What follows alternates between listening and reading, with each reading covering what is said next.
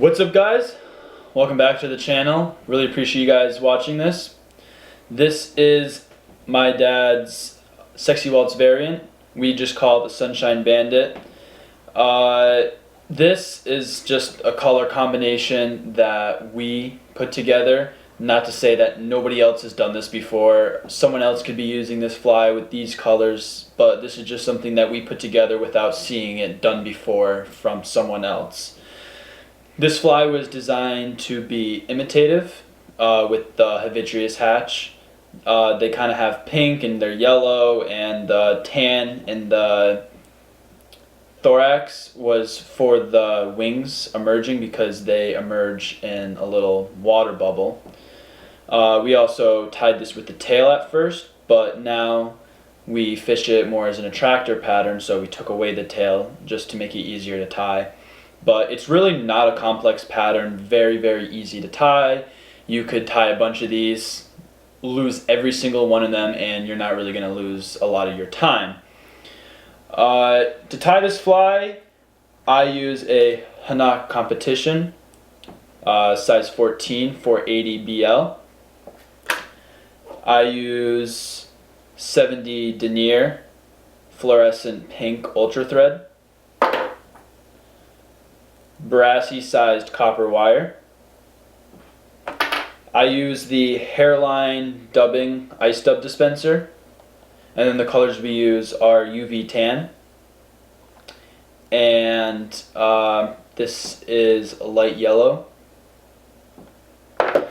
On the bead on here is a 2.5 slotted tungsten bead, and I will use a little UV clear fly finish just for the whip finish.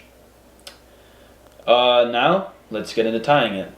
Alright, so we got the bead here on the hook. It is a barbless hook, but if you have a barb, just bend it. I will start the thread right behind the bead and just make some wraps back before snapping off my thread. Then some people will jam the bead up with wire. I just put my finger against it and wrap the thread like that, and my finger will lock it in and it'll create a little dam behind the bead which keeps it from sliding around. Then you can just wrap back your thread, get a strip of your brassy copper wire, and then I'll lay that on the near side of the hook shank and just wrap that in all the way to the base of the thread dam so that it creates an even body. Then wrap your thread back. When I grab my dubbing, I'm going to make a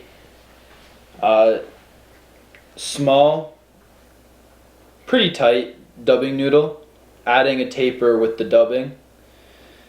The dubbing doesn't need to be too heavy because you want some of that pink thread to show through on the fly, because that's a lot of what adds to the fly and makes it fish so well.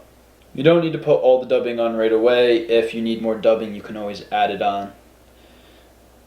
Make one tight loop at the base before starting to move your thread upwards. You want to stop it with a little gap in between the bead.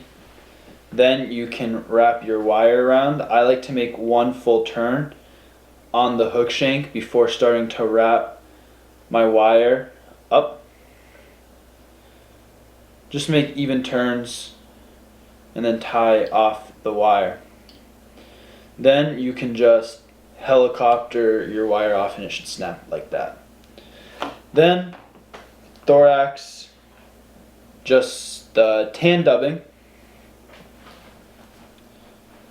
And you can build a little bump because, again, when we made this as an imitative pattern, you want this to resemble a, we were having it resemble a mayfly, so this would be the wing case.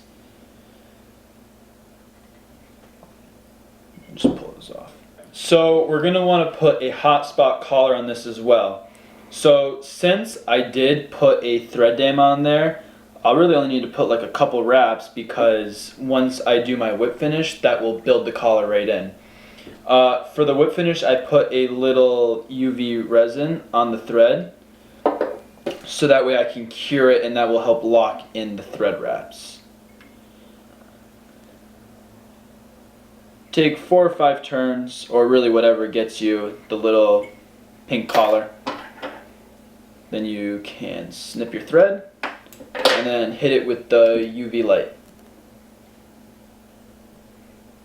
And then this way everything will stay locked together with the glue and it'll make a more sturdy fly. Alright, so some modifications you can make to the fly is you can put a Hungarian partridge soft hackle right here at the top. Also the CDL tail right here. CT Fish Guides has a yellow Sally, which the base of that fly is very, very similar to this, but he put white goose bites right here like a prince nymph. Also, you can size up, size down this fly. This one is thin. If you wanted it to be a little bigger, a little buggier, you could beef it up.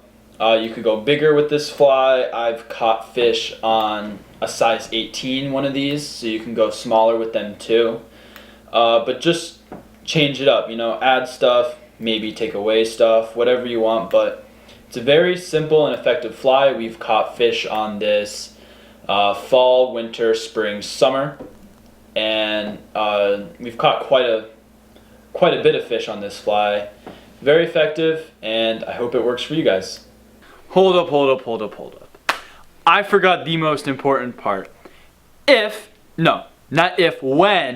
you catch a fish on this fly, you have to say the Sunshine Bandit Strikes Again. But alright guys, I really hope you guys enjoyed this fly tying video, and don't forget to leave a like and subscribe. And I will catch you guys in the next fishing video.